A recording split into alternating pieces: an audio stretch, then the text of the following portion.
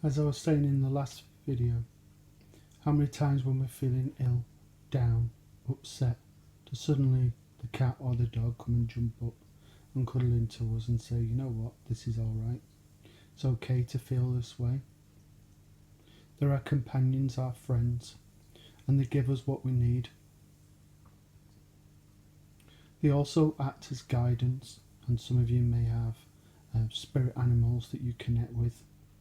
Maybe your own animals who act as your guides, or it may be animals that were seen as totem animals or spirit guides that you might also connect with. But animals are very important, and then we need this within our life. We need this companionship, this understanding. And animals give us lots of understanding. And even if we're not really an animal person, how many times have you been drawn maybe to go to a zoo? See the marvels of the animals that perhaps you don't see.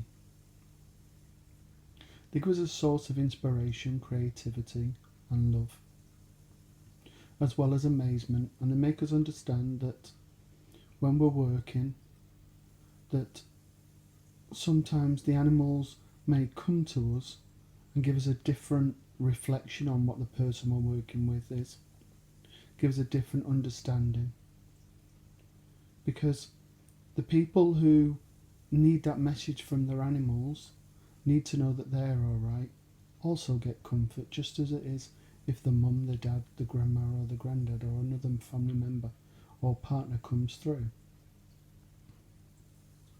That family feeling, that integration, that love, that belief that they're still around gives great comfort to many people and gives them a reason to continue, to grieve and to move on.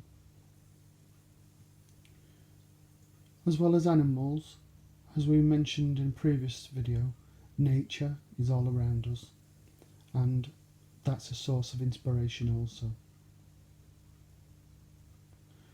From time to time we may question our ability, and we may think, I can't speak to animals, so why should I if they're in spirit? Well, they're communicating on a level where we can understand, where we can believe. But is this truly true? Because you say you don't speak to your animals, but also think about when they look at you, they nod, their eyes acknowledge, they may bark, they may meow, they understand what you're saying, and their expressions on their face express this. Animals are highly intelligent. They're very aware of the spirit and the supernatural, and very much aware of disturbances in energy.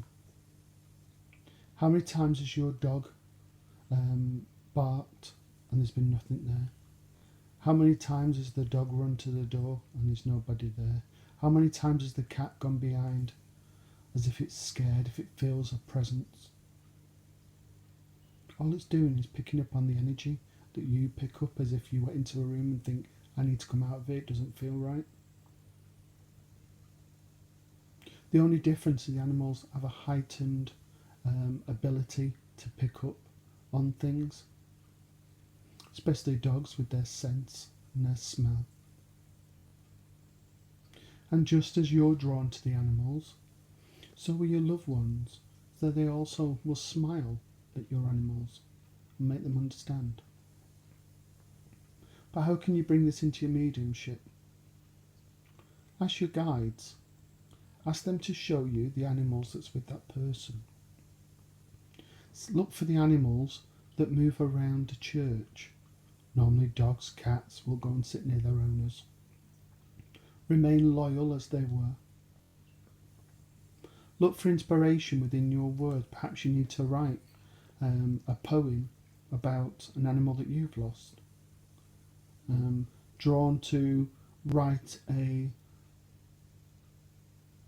journal or memory sort of jogger about the things that you used to like about your dog or your cat to help you grieve. It doesn't matter what the source is, it doesn't matter how you do it. It's about that connection and making that connection.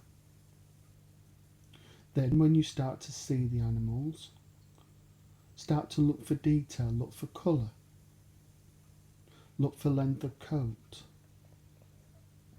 If you are very much an animal person, perhaps you know even the type of species. So for some you may say, oh, it's the size of a Jack Russell, it's the size of a Doberman. For some you may be able to say this is a Border Collie, this is a Jack Russell, this is a Labrador, because of your knowledge of animals, so use that. Also use your own experiences, because spirit will tap into your own thoughts, your own memories. So remember a time where, for example, the dog went splashing in water. They may show you this.